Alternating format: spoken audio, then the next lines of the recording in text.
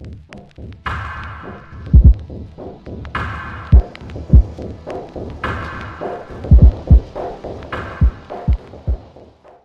what's up, everybody? All right, this is Chef again, and I want to create a little small watch list for the week, and I'm going to try to keep it as simple as I potentially can this week, only because it's a 4-day week, and there's not a lot going on. But we do have the results of the previous 2 weeks here, and the stuff that we talked about here, with the pattern playing out right here, which was the head and shoulders pattern, right? So the head and shoulders pattern is already playing out, and it's already creating this one. Now, if you guys don't know what this head and shoulders pattern really is and what it does, usually it comes back down to the bottom. Now, I'm not here to tell you guys that we're going to come way down here, but if we do, then I hope you guys make money on the way down. But do keep in mind that we're already trending to the downside. We already started off with a nice red candle for the week. We're at 44.80 right now, and the trend is being respected, right? So either way, no matter what happens, you still got to be ready for both sides. And how we're going to come into this week, and where we're going to go long, where we're going to go short, it's going to depend on the smaller time frames. And I don't think we're going to have this huge move. We may get like another huge wick, whether it's going to be on the top or bottom. I don't know what it's going to do. But usually in the 4 days, there's usually small amounts of volume and not a lot of crazy volatility. But the moves intraday are a little bit more aggressive, and they do cause some good up and down movements to give you guys and provide you guys some great opportunity to short and long at the same time. But either way, I am going to be focusing on dip buys this week, and I'm going to give you some great levels to look at, right? So /ES, either way. Again, we're going to go long over 45.34, right? And we're going to stay shorts as long as this thing is under 45, all right? So anything over that 45 right here, just this level alone, above this blue line, 45.35, and then 45, that 45 is going to be short. So I'm using 45, the actual numbers of 45.10, right here, 45.10. And following this trend to the downside. So basically what I mean here, that as long as we're below this specific blue line, we are still bearish short term, whatever the trend is to the downside. Once this thing starts to crack above, then that's when we'll go long and start looking at the market in a bullish perspective. So if this does not play out this week, then we're still going to be looking to short anything to the downside. Where we're going to go short at, where it's going to confirm even more shorts, is going to continue. So you start trailing your position once you start going below 45, which we're at 45.80. So I want to use the previous candle body, which is your 44.82. And that's kind of like where we're at right now, okay? The next piece, you're just going to use this wick right here. Keep it very simple, because if you extend this piece to the side, let me show you. Look where it lands. It lands at a previous area where it was resistance, and then it became supports, right? And then this whole area was fought as well, and then this became demand, and then this was tested, so that became demand as well. So we're kind of just stuck in between. We're stuck in between a demand and a very huge supply. Whether or not we're going to hold here or not, this week is going to determine. It's only 4 days, guys, so it's got to be very, very simple, right? So anything below 44.80, 45, and 44.40, what is this, 44.43, is going to continue to the short side, okay? Very simple levels here that you need, and the sentiment, keep it that way, okay? Either way, I am still going to go look for dip buys in the markets, because there is a lot of opportunity that is being offered, and I see some great opportunity for some good tickers to show some type of reverse, right? So this is /ES. I'm gonna leave NQ and RTY to you guys. But hold on, I really like this RTY. All right, so RTY has a lot of value because of earnings coming up. Earnings are going to be kicking off, and I believe it's JPM this week that has earnings.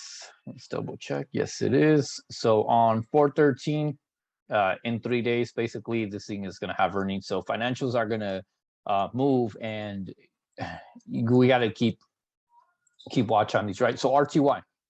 What I like about this is the candle bodies are right here real tight at 1956 to that 1980 level. So kind of where we closed at. So anywhere below these levels is going to be shorts. I want to see if we hold down at this bottom. If we do come down to this 19, that's where I will look to dip buy if we do hit that level by the end of the week. If we don't, either way, I'm going to look for a dip buy anywhere inside here because I like the financials. I don't know what it's going to come out when the earnings are going to pop off.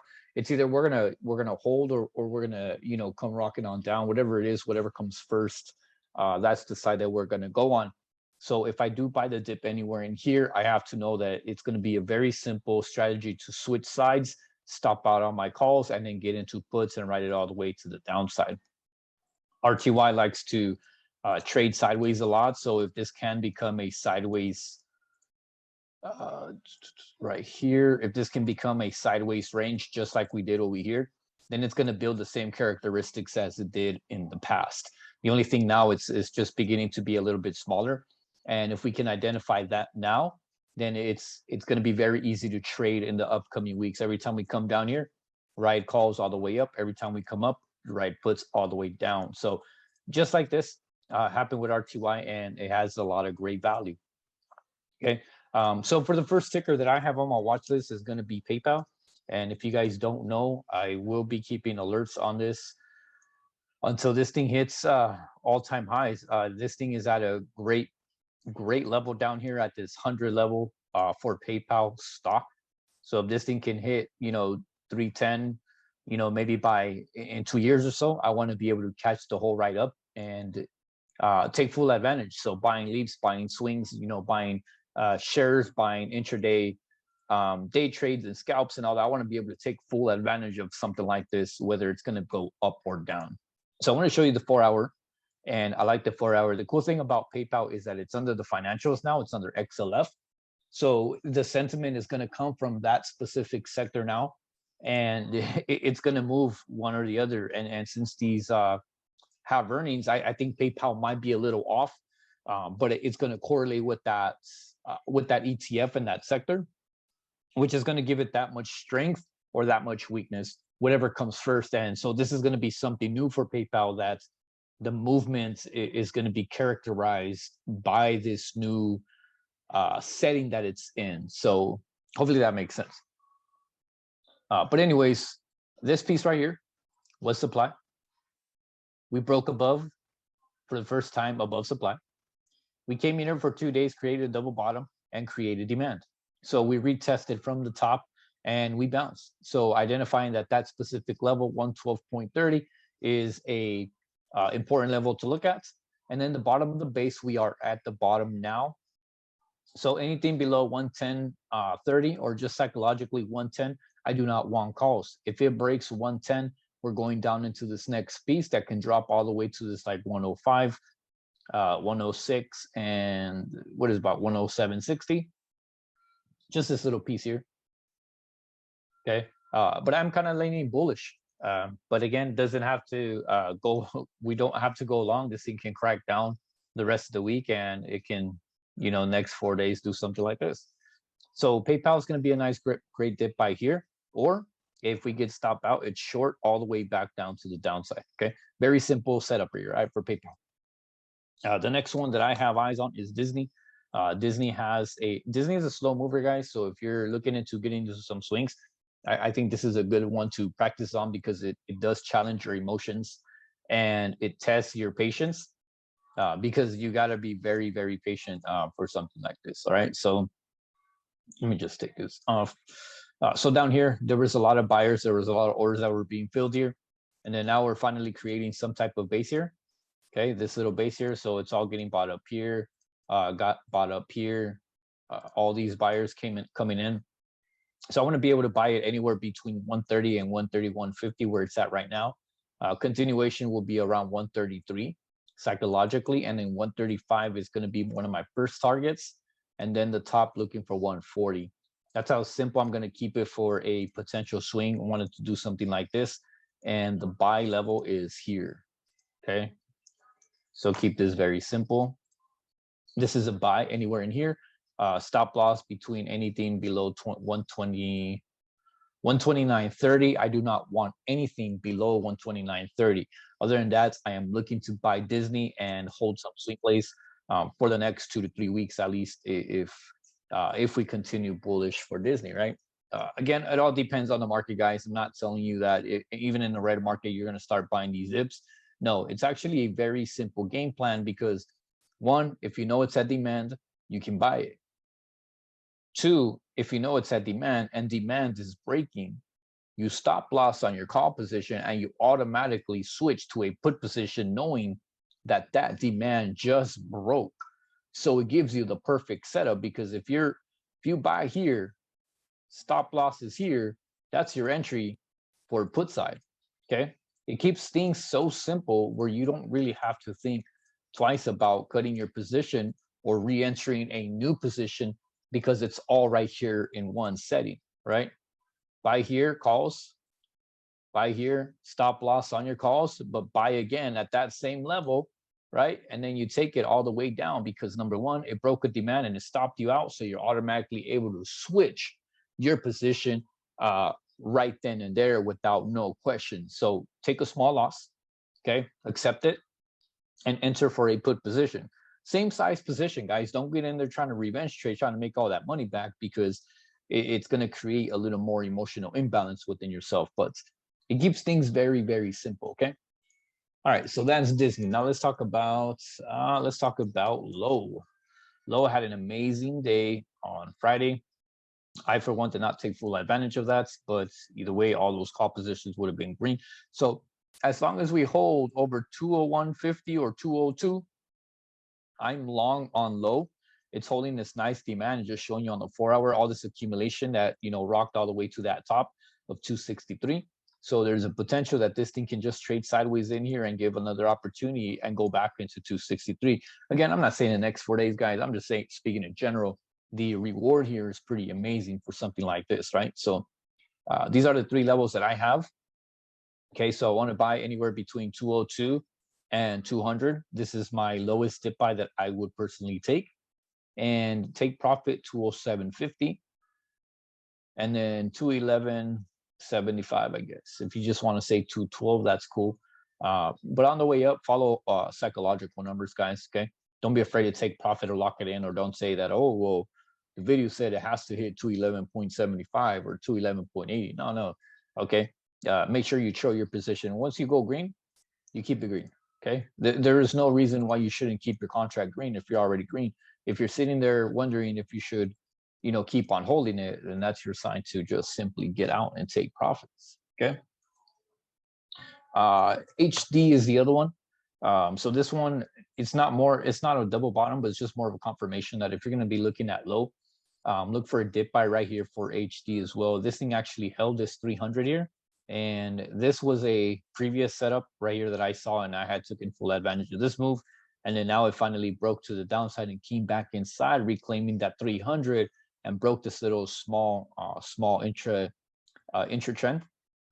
And then now it's creating this nice bullish engulfing. So if you're going to dip buy anywhere, this ticker, I would say 307 is your lowest right here. Okay, 307 is your lowest to dip buy because you want 50% of that previous move to actually hold. So it's around that 307, about 50%. Okay, I guess the lowest would be 305, but I would feel more comfortable at 307, just to make this all these wicks make them demand. Okay, no, but yeah, that's just a quick breakdown on HD. The next one is going to be BA. It looks like the futures are coming down right now too. So who knows? We might gap down. We might see a nice gap down over it. I'm actually in calls on some tickers, so hopefully it's not too bad, right? All right, so the lowest that I want to buy BA is right here. It's 172.60. Okay, so I'm gonna keep it psychologically and do 172.50. That's gonna be my my stop loss. If anything below 172.50, I will not buy calls on BA. But if this thing, for example, does something like this and it breaks all the way down here and then comes back inside here, then this is where I will buy it again. Okay, I'm not going to think twice about buying this specific level because it's going to be a reclaim of a small demand where somebody had orders placed in the past So most likely in the future, there's a high probability that it may happen again, whether it comes back down here. So if it does, you have an opportunity to buy it right here at this 163. I would keep alerts right here at like 165 and let this be the lowest dip buy of the week if we do get down there. But I technically do like BA right now where it's at. And again, this market can gap down, can gap up, whatever it wants to do. As of right now, it looks like it's coming down. But we have all night, guys. All right. So remember, I'm just giving you guys dip buy opportunities in the market that have great value. And some of these stocks are looking great to take advantage of that, right? All right, so TTD is the next one. And the reason for this one is that it created a base here. So I want to see, okay, I just show you guys all this. I want to see if this actually holds, because now like what you're doing is you're not dropping any further than this 66, okay? If it does, it's going to come down to the 65, but technically I don't want it at the 65 because it did create a base, and what that's going to potentially do is going to be a drop, base, drop, and then this thing will drop further with a bearish market. If we have a bearish market, that's exactly what's going to do. So at 66, I don't want anything lower than that, even though 65 is where the buyers came in at once. At one time in the past, I don't think they'll show up there if this is going to be a drop-based drop pattern. In this case, you guys can grab puts at 66 or 65 and just write it all the way on down to this like 59 or 60. Sorry, 60. 60 and 60.85. So that can be a nice move to the downside if you ask me. So set those alerts and make sure you follow this if we have a bearish market, okay? The next two tickers that I like are FDX and UPS, guys. Let me just show you guys the weekly for these, how they make sense. So in the past, this thing had bounced right here in the past at like 197.50, 198 area. So just giving you a heads up as to what it is. Here in the past as well, we kind of created like this double bottom right here if this 199 actually holds, okay? So dropping down to this 4 hour now, the 199 here is where the buyers had showed up in the past, right? So let me just show you how far they came in. From right there all the way to that 199 is where buyers showed up. So can this be considered a triple bottom or a double bottom on the weekly, whatever it is? I do see value in FDX as long as we can hold 199 and 200. That's going to be my buy level. So I'm going to literally buy it at 199 and I'm going to stop out at 198. That's simple, okay? Now, if this thing continues to the top side, then I'm just going to buy it around 203. I think the trade makes sense here, and then over 205 is probably going to create a base and give us a nice move to the top side, right? So we're going to be looking at FTX to do that. And then the next one, we're going to be looking at UPS. All right, so let's check out UPS.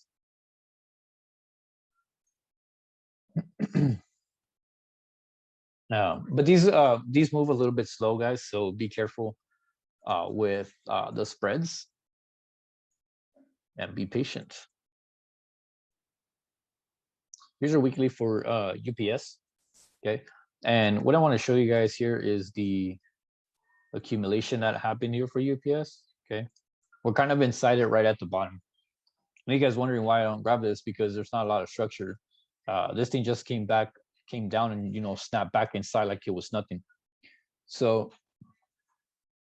if we have a base and a structure, it makes a lot more sense, because that's where the buyers were at in the past, and that is the level that was fought for to create a value, which the value is demand in this case, okay? Hopefully that makes sense. All right, so now that we have that, we have the full understanding of that picture. This is what I'm looking for UPS. It looks like it's coming on down, but on Friday, this thing actually created a bottoming tail. That's what it's called, right?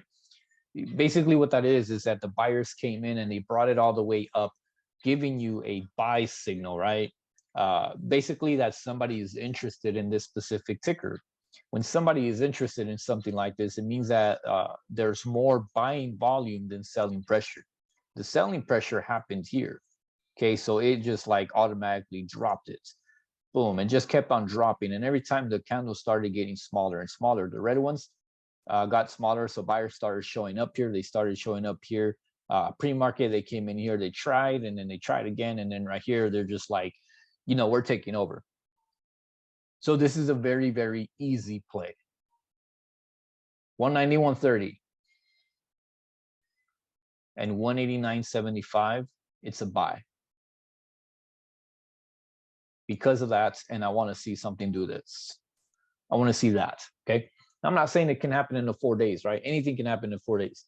But that is the purpose and the target for something like this that can get bought up with pressure and trend all the way up. Now, the movement is going to be a little bit slow, guys, and it's a little bit awkward trading UPS and FDX, but the moves and the premiums can be amazing profits when you guys get a good entry. And I'm not saying trade those weekly contracts, guys. Get like next week's contracts so you can allow this thing to move. If you grab some weeklies, by all means, day trade it on the way up, but use your weekly contracts to pay for that swing. So for example, let's just say you make, let's just say you make $300 and your swing contract costs 250. Technically, you're putting 250 for a stress-free swing, because even if you lose that full contract, which most likely you won't, you'll still be green $50 at the end of the week. Now, some of you guys may think, well, why should I give up that much? Well,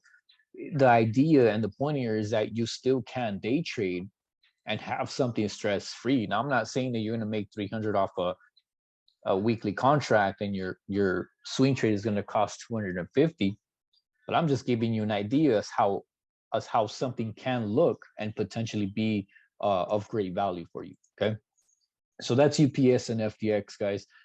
Please make sure you guys keep those alerts on these. I think they have great value, and even FTX and UPS move a little bit different, even when the market's red or when the market's bullish.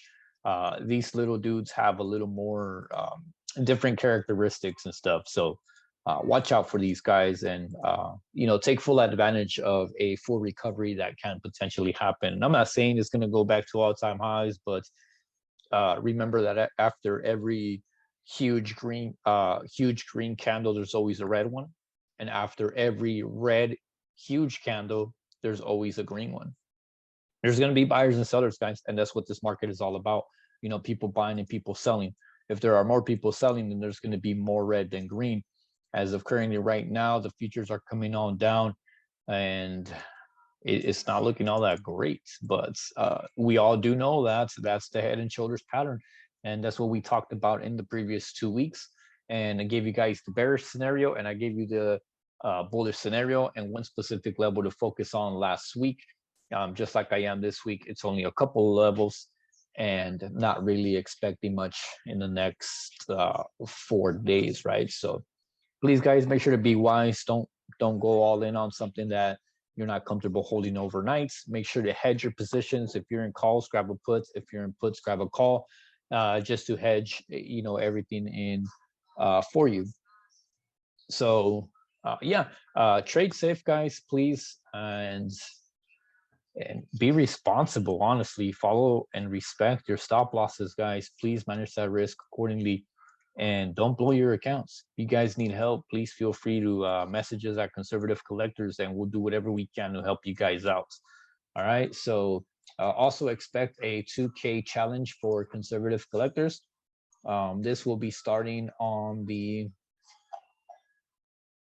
14th, so you guys have more than enough time to actually have this done, and it's gonna be a lot of fun.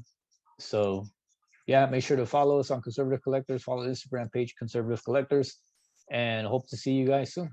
All right, so stay green, and again, if you guys have any questions, please feel free to message us. Have a good one.